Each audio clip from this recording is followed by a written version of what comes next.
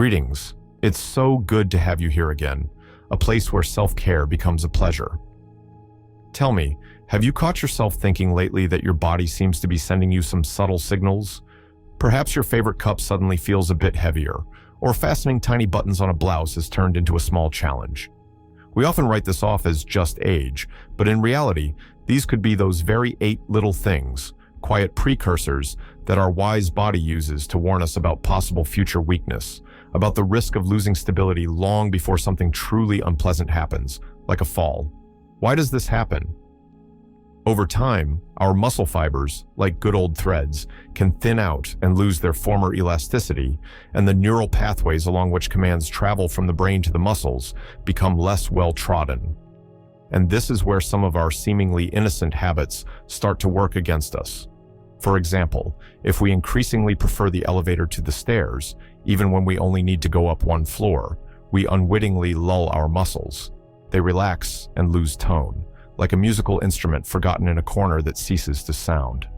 Or when we sit motionless for hours with a book or in front of a screen, even with the most interesting film, our flexibility quietly slips away, like water evaporating under the sun, leaving stiffness behind. But I'm here to tell you, it's not all so dire. Today we'll explore these signals together, and I'll share simple, accessible tips for everyone. I promise that by listening to them, you'll feel lightness return to your movements, confidence in every step, and joy in simple daily activities. And all this without exhausting workouts or complicated diets. So please, stay with me, because there's a lot of useful and, I hope, inspiring information ahead. Weakening grip, the first wake-up call from your hands. So, the first little thing we often dismiss is when your grip strength starts to fail you. Remember how you used to easily twist off the lid of a jam jar or confidently carry a full basket of apples from the dacha? If this now requires noticeable effort or even help from others, it's not just an annoying inconvenience. What should be done? I suggest replacing passive acceptance of this weakness with actively awakening the strength in your hands. Let me tell you the story of Robert. He's 74. Robert loved tinkering around the house all his life. His hands were always his reliable helpers. But in the last couple of years, he sadly began to notice that a regular wrench would slip, and jar lids became a real challenge. I'm getting old. My hands aren't what they used to be. He'd sigh, feeling despondency and dependence on others creeping in. He found it unpleasant to ask his wife for help with things he always did himself. This new weakness felt like losing a part of himself. At first, he simply tried to avoid tasks requiring hand strength, postponing minor repairs. But then, he decided to follow a simple piece of advice. Every day, while watching the evening news, he started squeezing and releasing a small rubber ball, 15 to 20 times for each hand. Initially, it seemed like child's play to him. Can such nonsense really help? He doubted, but he was persistent. And imagine his astonishment when, after about a month, he unscrewed a tight lid on a pickle jar without much effort. It was a small but very important victory. Physiologically, it's simple. Exercises with a ball or hand grip strengthen, awaken, and fortify the small muscles of the hands and forearms, which atrophy without regular load, like an astronaut's muscles in zero gravity. It's like retuning a musical instrument. It sounds clear and strong again. Psychologically, Robert felt a surge of confidence. It seemed to him that he had reclaimed a part of his independence from age. The practical benefit is enormous. You'll once again be able to easily manage household tasks, whether it's opening jars, gardening, or even just a firm handshake. This provides a sense of control and independence. So my dears, don't let your hands get lazy. A little effort today is your strength and confidence tomorrow. Unruly fingers, when fine motor skills falter. The next quiet signal that often goes unnoticed is when our fingers become less agile. Fastening small buttons on a shirt, threading a needle, writing a few lines in neat handwriting, or even just holding a small pill. If these actions have started to cause difficulty, it indicates a decline in coordination and fine motor skills. We often blame poor eyesight or age-related hand tremors, but the habit of avoiding such delicate movements, delegating them to others, or choosing clothes with zippers and Velcro only exacerbates the problem. It's as if a skilled violinist stopped playing, their fingers would gradually lose their virtuosity. What do I suggest? Replace this avoidance with regular simple finger gymnastics. Remember, Emily, She's 76. Emily always loved embroidering and knitting. Her doilies and sweaters were the family's pride. But in recent years, she began to notice that her fingers were obeying her less and less.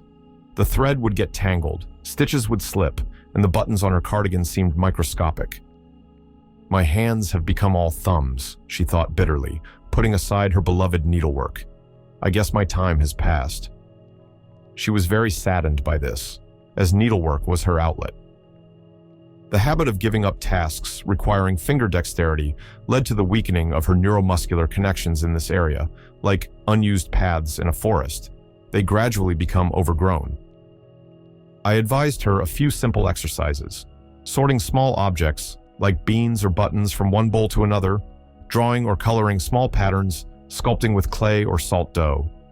Emily initially treated this like children's games. "How will this help me?" she thought skeptically.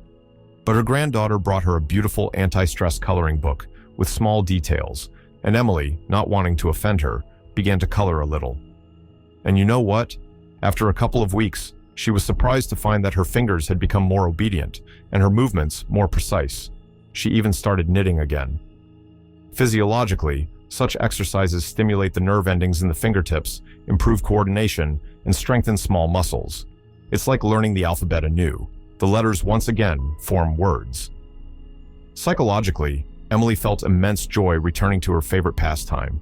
It restored her sense of usefulness and creative energy. The practical benefit is obvious. You'll be able to maintain independence in daily life longer, engage in your favorite hobbies, and maintain mental clarity, as fine motor skills are closely linked to brain function. So, friends, let's train our fingers so they continue to delight us with their dexterity for a long time to come. Difficulty standing up from a chair, a signal from your legs and core. Another little thing that speaks volumes about the state of our muscles is how we get up from a chair or armchair. If you have to lean heavily on your arms, rock yourself before standing, or feel like you're swaying a bit to the side once you're finally up, it's a clear sign that your leg and torso muscles lack strength and tone. The habit of sitting for long periods and then standing up with effort, relying more on inertia or arm assistance than on the strength of your own muscles, works against us. It's as if an athlete, instead of coiling up before a jump, tried to take off with only a weak push. They wouldn't get very far. What do I suggest? Replace passive collapsing out of the chair with a conscious, controlled rise. Let me tell you the story of William. He's 79. William loved his old, sagging armchair by the fireplace. It was a symbol of comfort and peace for him. But lately, getting out of that chair had become a real ordeal. He literally had to push himself out with his hands, grunting and straining. Completely weakened, like an old sack, he thought with annoyance, especially if it happened in front of his visiting grandchildren. He was ashamed of his infirmity and tried to stand up as little as possible, spending almost the entire day in his chair. This habit of saving movement was actually like a slow fading. His thigh and back muscles, deprived of load, became flabby, like an uninflated balloon. I advised him a simple but effective exercise. Several times a day, for example, every hour or during TV commercials, simply stand up from a chair. It's better to start with a firmer, higher chair and sit back down, trying to use his hands as little as possible. At first, it was very difficult. William felt his legs tremble. He thought he was about to fall. He even got a little angry. Easy for you to say when you're young. But his wife gently supported him. And imagine his surprise when, after about 3 weeks, he caught himself standing up from his difficult armchair almost easily, without the usual ritual of pushing off. His legs, which he had considered wooden, suddenly filled with strength, like young saplings. Physiologically, regular rises train the quadriceps, front thigh muscles, gluteal muscles, and core muscles, which are our power center. It's like restringing a bow. It's ready to shoot again. Psychologically, William felt much more confident and younger. His mood improved, and he felt a lightness in his body. He started going out into the yard more often to sit on the bench, knowing he could easily get up. The practical benefit is enormous. It's fall prevention. It's the ability to stay mobile and independent longer. Remember, every conscious movement you make when standing up is an investment in your strength and independence. Let's stand up with dignity and ease, slowing pace and shortness of breath when walks become a burden. Have you noticed that your usual walk to the store or park has started to take longer? Or that you increasingly find yourself short of breath, even after a little exertion, like climbing one flight of stairs? This is another important signal that shouldn't be ignored. Our habit of increasingly using transport even for short distances, choosing the shortest and easiest route, or giving up walks altogether under the pretext of bad weather or fatigue, gradually reduces our endurance. It's like a stream that used to run fast and merrily, but then it was dammed, and it turned into a stagnant swamp. Life in it fades. I suggest replacing this tendency towards a sedentary lifestyle with regular, albeit not long, walks at a pace that is pleasant for you. Meet Mary, she's 71. Mary always loved walking in the park near her home. It was her little daily pleasure. But lately, she began to notice that even her usual route was becoming difficult. Her legs would get heavy, and her breathing would become labored. Old age is no joy, she'd sigh, sitting down on a bench halfway through. I used to do 2 laps here. She started going out less and less, fearing this unpleasant shortness of breath and fatigue. This habit, dictated by a false sense of being gentle with herself, was actually weakening her cardiovascular system and leg muscles. Like an old car that is rarely started, it begins to rust and run poorly. On my advice, Mary started very small, 10 minutes of walking at the slowest pace, but every day, in any weather. She tried to breathe evenly, to straighten her shoulders. At first, it seemed like a drop in the ocean. What can these 10 minutes change, she thought. But she persisted. Gradually, she began to notice that she could walk a little further, a little faster. And one day, after about a month, she was surprised and delighted to find that she had completed her entire favorite route in the park and was hardly tired. Her breathing was calm, and her legs felt pleasantly light. It was a real celebration for her. Physiologically, regular walking trains the heart, improves blood circulation and lung ventilation, and increases overall endurance. It's like regularly airing out a house. It becomes fresh and easy to breathe in. Psychologically, Mary felt a zest for life again. Her mood improved, and her sleep normalized. The practical benefit is obvious. It's heart and blood vessel health, more energy for the whole day, and of course, the pleasure of free movement in the fresh air. So, my dears, let every step you take be filled with joy and health. Start small, and you'll be surprised at your capabilities. Slight swaying or fear of tripping, restoring balance. And how are things with your sense of balance? Does it happen that you suddenly feel a slight dizziness or swaying when standing still or walking? Or perhaps you've started to notice that you stumble more often, even on a familiar road, and you warily eye every threshold or uneven patch of asphalt. This is a signal that your balance system needs support and training.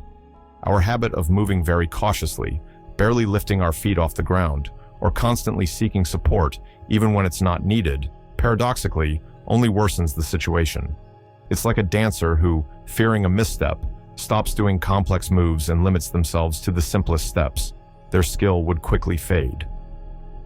What do I suggest? Replace this excessive fear and overcautiousness with simple, safe exercises to train your internal gyroscope. Let me tell you about Thomas. He's 80. After he once awkwardly stumbled on the stairs, fortunately, it was just a bruise, Thomas became terrified of falling. He moved around his apartment holding onto walls, and going outside became a real ordeal for him. This fear, like invisible bonds, restricted his movements and narrowed his world. He gave up going to the Veterans Club where he used to enjoy playing chess. He thought this way he was safe, but in reality, his stabilizer muscles and vestibular system without training weakened more and more, like an untrained athlete who loses form. I advised Thomas to try a few very simple exercises that can be done at home, holding onto the back of a sturdy chair. For example, stand for a few seconds on one leg, then the other, or try to walk in a straight line, as if on a tightrope, placing one foot in front of the other. Thomas was very skeptical. Tricks like that at my age? I can barely stand as it is, he grumbled. His first attempts were very timid. He felt extremely unsure, but his son patiently helped and encouraged him, and Thomas, reluctantly, decided to try. After a few weeks of daily practice, literally for 5 to 7 minutes, he was surprised to notice that he was walking more confidently. The swaying became less frequent and not as strong. One day, he even caught himself walking from the kitchen to the living room without holding onto the walls. This was a huge achievement for him. Physiologically, such exercises strengthen the muscles of the ankles, thighs, and core, which are responsible for stability, improve proprioception, the sense of your body's position in space, and train the vestibular system. It's like calibrating a compass. It accurately points the way again. Psychologically, Thomas regained some of his lost confidence and freedom. He gradually started going out of the house again. The practical benefit is, first and foremost, a significant reduction in the risk of falls, greater freedom of movement, and independence in daily life. Friends, your balance is your reliable foundation. Take care of it, train it, and you will stand firmly on your feet. Stiffness in the morning or after sitting, losing flexibility. Are you familiar with the feeling when getting out of bed in the morning you feel a bit wooden? Or when, after sitting for a long time reading or watching TV, you need some time to walk it off because your joints feel stiff and your movements restricted? This is another little thing that indicates we're losing flexibility. The habit of spending a lot of time in one position, avoiding movements that require stretching or torso twists, leads to our joints and muscles becoming less elastic. It's like an old leather bag that's no longer cared for. It becomes stiff and cracks. What do I suggest? Replace this immobility with gentle, regular exercises to maintain and improve flexibility. Let me share the story of Helen. She's 68. Helen had always been an active woman, but in recent years, she began to notice it was getting harder to bend down to tie her shoelaces or turn to look back without turning her whole body. Morning stiffness became her constant companion. Well, I'm slowly rusting away, she thought sadly, feeling her body become less obedient. She was uncomfortable with these sensations and instinctively tried to avoid movements that caused discomfort. This habit of, as she thought, sparing herself was actually working against her. Her joints, not getting their full range of motion, became increasingly stiff, like unoiled door hinges. I advised her to include a few simple stretching exercises in her morning routine: smooth bends, torso twists, rotations in the shoulder and hip joints, all very slowly and carefully. Helen was initially wary. Stretching? At my age? I'm afraid I'll hurt myself. But she started with the most elementary movements, literally for 5 minutes each morning. And imagine her surprise when, after a couple of weeks, she noticed that her morning stiffness had significantly decreased. It became easier for her to bend over, and her movements became freer. Physiologically, regular stretching improves the elasticity of muscles and ligaments, increases joint mobility, and improves blood circulation in the tissues around the joints. It's like regularly oiling and working a mechanism. It operates smoothly and without creaking. Psychologically, Helen felt younger and lighter. Her mood improved because her body was obedient again. The practical benefit is freedom of movement, reduced joint pain, improved posture, and an overall sense of comfort in the body. Remember, flexibility is the youth of your body. Give it a few minutes of stretching every day, and it will reward you with ease. Have bags gotten heavier when overall strength needs attention? And have you noticed that familiar household loads have started to seem more significant? For example, a grocery bag from the store that you used to carry with one hand now requires the effort of both, or it's become harder for you to lift a watering can for your flowers, not to mention picking up a playful grandchild. This isn't just momentary weakness. It could be a sign of declining overall muscle strength, not just in your arms, but also your back and shoulder girdle. Our habit of delegating any physical work, avoiding even small efforts, thinking that strength needs to be conserved, gradually leads to muscles, like untrained athletes, losing their power. It's as if a strong oak tree stopped resisting the wind and storms. Its trunk and branches would eventually weaken. What do I suggest? Replace this passive conservation of strength with its reasonable and dosed use, with manageable exercises to maintain overall tone. Meet Arthur. He's 72. Arthur always considered himself a fairly strong man. In his youth, he wasn't afraid of physical labor, but in recent years, he sadly began to notice that even moving a small table in the room had become a problem for him. "My strength isn't what it used to be," he'd say to his wife with a sigh, feeling his former confidence slip away. He tried not to take on heavy household chores, leaving them to his son or hiring help. This habit, dictated by the desire to avoid overexertion, was actually leading to his muscles, deprived of stimulus, becoming like an old, stretched rubber band, seemingly intact, but with no elasticity. I advised him to start with very simple things. For example, instead of asking his wife to bring him a book from the top shelf, to get up and get it himself, or when coming from the store, to carry bags alternately in each hand, providing an even load. And also, to add a few simple exercises with small dumbbells or even plastic bottles filled with water, bicep curls, lateral raises, light squats with support. Arthur initially dismissed it. Dumbbells? At my age? I'm not a bodybuilder, but he decided to try at least the lightest exercises. And imagine his surprise when, after a month or a month and a half, he felt that familiar household tasks were becoming easier for him. He was able to move an armchair himself when they were rearranging furniture, and even helped his wife carry a heavy bag. He felt a pleasant, long-forgotten tension in his muscles, a sense of his own strength.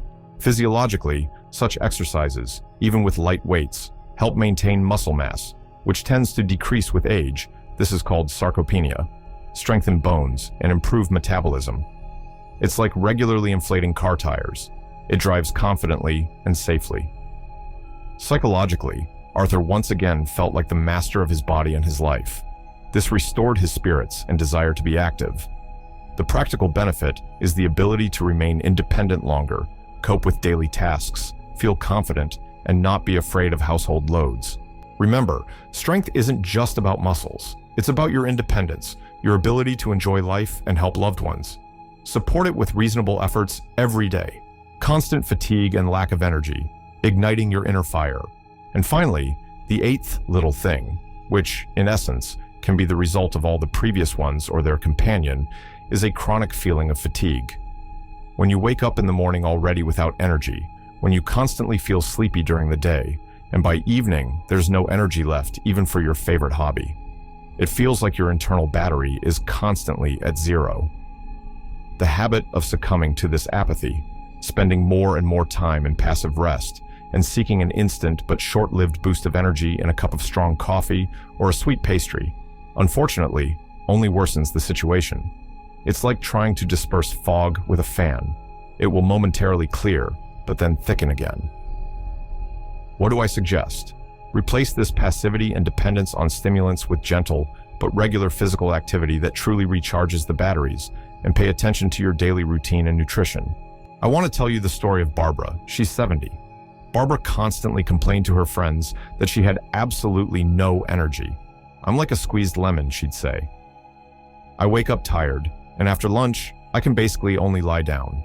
Any housework seemed like a feat to her. Her days were mostly spent in an armchair in front of the TV, with an invariable cup of tea and a plate of cookies to lift her spirits. She was convinced it was just age-related and had resigned herself to this state. This habit of conserving energy, as it seemed to her, was actually draining her of her last vital juices, like a plant that is no longer watered. It wilts. One day, her neighbor, a very energetic lady, persuaded Barbara to go with her to Qigong wellness classes in the local park.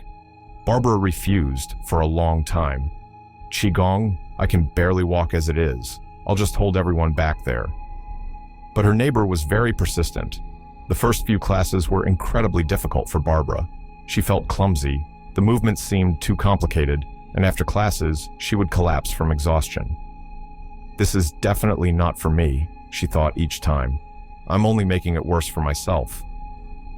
But she continued to go, more out of politeness to her neighbor, and after about a month, she suddenly caught herself thinking that after class, she felt not exhaustion, but a pleasant lightness and a surge of energy.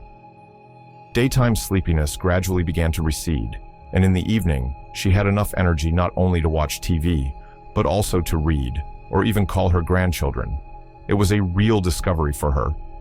Physiologically, even very gentle but regular and conscious physical activity, like Qigong, yoga for seniors, or simply rhythmic walking, improves blood circulation, saturates tissues with oxygen, normalizes the nervous system, and stimulates the production of endorphins, our natural hormones of joy and energy. It's like clearing a clogged spring. Fresh, living water begins to flow from it again. Psychologically, Barbara felt that life was regaining its colors. Her mood improved, she became more active and sociable. The practical benefit is a significant increase in vital energy levels, improved sleep quality, increased stress resistance, and overall well-being. Friends, Don't be afraid to take the first step towards movement, even if it seems you have no energy at all. Often, it is in movement that the very source of energy you're looking for is hidden. Ignite your inner fire. So there you have it, my dear friends. We've discussed these 8, at first glance, little things that can tell us a lot about our condition, and most importantly, simple and accessible ways to regain strength, flexibility, and confidence. You have lived a long, rich life, and your experience, your wisdom, it's a real treasure. You know yourself, your body, like no one else. Please remember that self-care at any age is not a heavy burden or a fight against relentless time. It's an expression of love and deep respect for your body, which has been your faithful companion for so many years. And it is ready to serve you for a long time to come, faithfully, if you give it a little of your attention and care. You deserve to feel vibrant, energetic, and full of joy every day, regardless of the number in your passport. Don't be afraid to start something new, even the smallest thing. Each of you is unique and capable of much. Believe in your strengths, listen to yourselves, and may each new day be filled with health, lightness, and light. I hope this expanded 8-block scenario suits you. The volume is around 4,000 words. I tried to maintain the style, add new stories, and make the transitions smooth.